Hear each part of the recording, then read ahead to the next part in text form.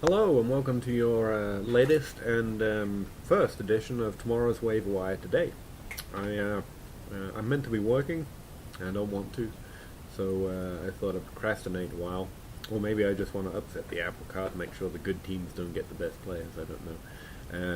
Honestly, if you follow my advice, you're probably making a mistake. But I'm also just parroting things that I've already heard. But anyway, a league-specific prediction of what our waiver wire is going to look like on Monday. I thought it might be fun. Tomorrow's waiver wire today, um, especially since we got a few hours before they lock up as the games start on Sunday at 9:30 because of the Colts game. Anyway, so I've got two from each position here. I think most people or anyone looking to pick anyone up on next Tuesday is going to be interested in, and I think for running backs, Orleans Darkwa might be a surprise for some people. He's actually going to be a pass catcher. Shane Vereen's out for the year. Rashad Jennings has a cast on his hand still. That just doesn't sound good for catching passes. I don't know what kind of run he's going to make, but people I've read that know about these kind of things say he's actually not a bad athlete, and might actually be a breakout. The other one that I'm surprised not picked up already. Maybe everyone thinks because of the bye, no one will notice him. But Wendall Smallwood is probably going to be named the starter after the Eagles get out their bye, and they're already talking about him a little bit, about how he's going to get more opportunities. So I think Wendall Smallwood, if he's not picked up by next Tuesday, after the first game, we might see that he's got a pretty big role, and so he's going to get picked up soon. With wide receivers, I've cheated and I've got three. I know I'm the only one picking him up and dropping him, but if I have one extra roster spot, I'd be holding quincy.enunwa, partly because I love the name Quincy, but also because, believe it or not, Jets did just pick up Austin Seferian-Jenkins, but if he keeps doing what he's been doing, that's nothing to worry about. So the Jets are basically playing with no tight end, as it's been described to me, and he's playing the tight end spot as a wide receiver. He's received incredible volume last week. His fantasy score didn't reflect it, but he was still getting a lot of volume. And something else I just saw was that Eric Decker's injury actually might be more serious than we hope. So either he's going to be out for a longer time, he's definitely out this week. Either way, those targets might increase even more for Enunwa, and he may be the breakout wide receiver to own pretty soon, but that's just me. The other two, I'm kind of tired between. Victor Cruz apparently is recovered, and they're going up against the Vikings this week, which means it's going to be a tough matchup, but they've got three good wide receivers, and Victor Cruz has scored 13, 12, and 10 fantasy points in our league so far. So if he becomes a forgotten man and gets a little bit better than that, everyone might remember he exists, and he's on our waiver wire. And the other one's Mike Wallace. We now know he's actually a thing, and some weeks it's going to be good, some weeks it's going to be bad.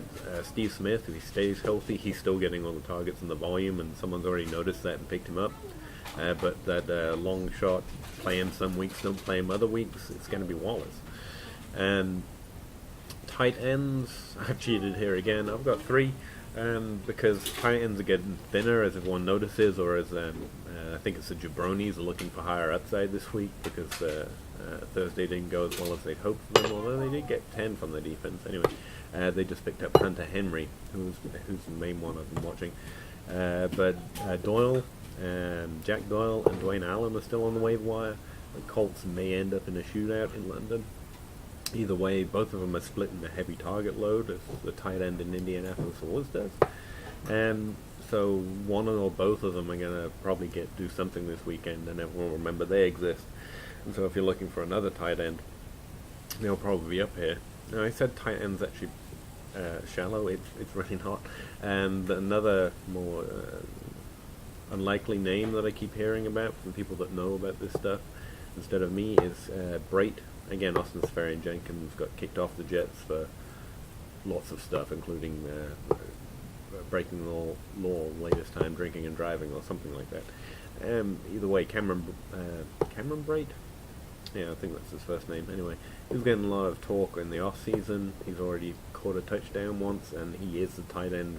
He's got no competition in Tampa Bay, and Winston has liked throwing to his tight end, or at least he did in college. He already has started to. So if he gets another touchdown this weekend, I think someone might be interested in him.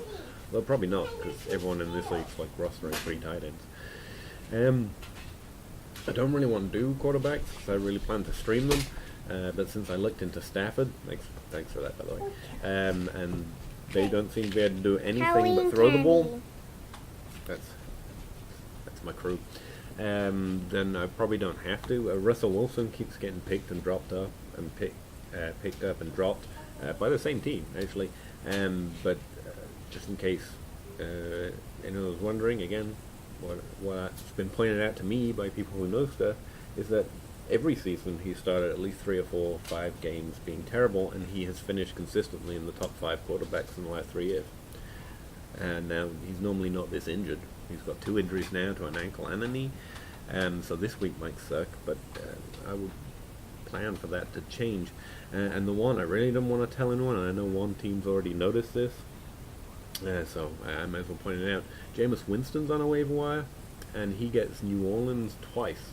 So after they're more tired, and they're already terrible, New Orleans defense gets it twice during our playoffs.